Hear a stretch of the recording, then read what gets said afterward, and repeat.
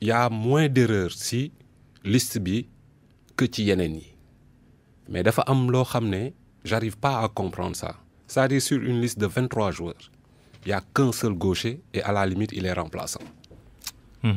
C'est extraordinairement pour man grave.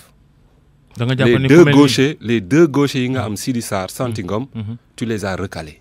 Kenn ki on peut comprendre par manque d'expérience il n'a pas eu beaucoup de temps de jeu à Lorient muy Sidi Sarr mais Santy Ngom c'est la deuxième fois qu'il est appelé qu'il donne satisfaction mais après derrière le coach a donné ses raisons Mayacine a donné d'autres raisons un autre dirigeant a donné d'autres raisons maintenant quelle est la raison valable mooy que ne quelque part on respecte le choix de l'entraîneur oui mais on peut mën nañ si bañ a d'accord parce que bu fekkee ni coach bi dafay tëxale Santy ak ay Mbaye Niang wala dans une de ses interviews wala Ismaïla Sarr wala Sadio Mané joué wuñu sax ci même registre bi le type de joueur que Santy reflète c'est lui seul qui est capable de jouer ainsi si joueurs yi ñu am CV ne joue pas dans le même registre.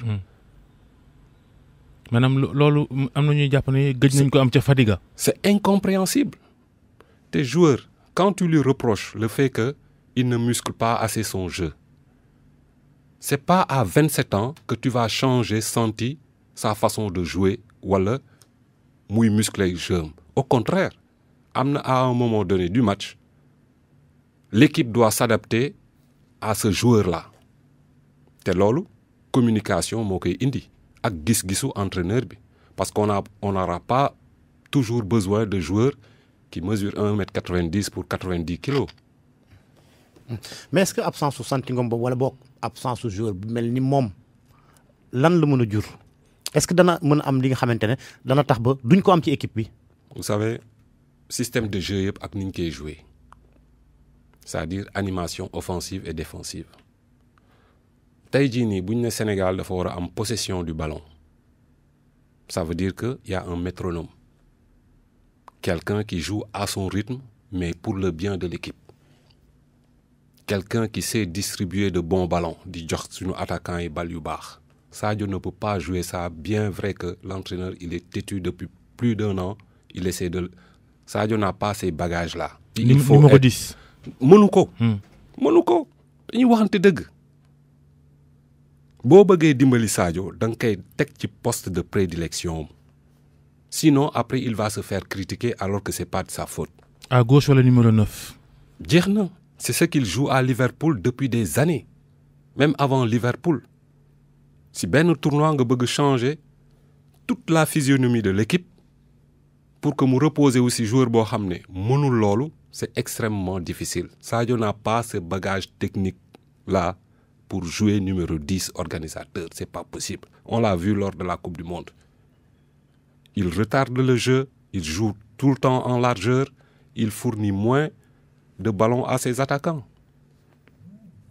CV il est plutôt relayeur que organisateur donc dans cette équipe amul benn organisateur boo xam ne tey jii nii il peut prendre le jeu à son compte diriger le jeu jouer loo ñeneen ñi le seul capable de le faire wane na ko mooy Santy. léegi 10 bi rôle numéro 10 CV wala Badou Ndiaye kon moo ci war a taxaw ci sa gis-gis gannaaw lii am na ba noppi.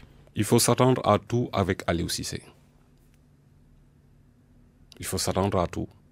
Changer de poste pour certains jours. Gis nañ fi match contre, je crois, si je ne me trompe, Madagascar. Idrissa Gana, il a joué un peu en avant, un peu derrière les attaquants. Physionomie ou la philosophie coach bi la. Mais je crois qu'à un moment donné, il faut mettre les joueurs à leur place. Gana, il ne peut pas jouer hors sentinelle. Mën na boucher un trou pendant un match wala pendant quelques minutes, mais après, il est là comme un porteur d'eau, day récupérer, joxe, taxaw, couvrir. Loolu mooy rôle Gana. Ensuite, boo amee occasion, faufiler wu, manger les espaces, on dit pas mieux.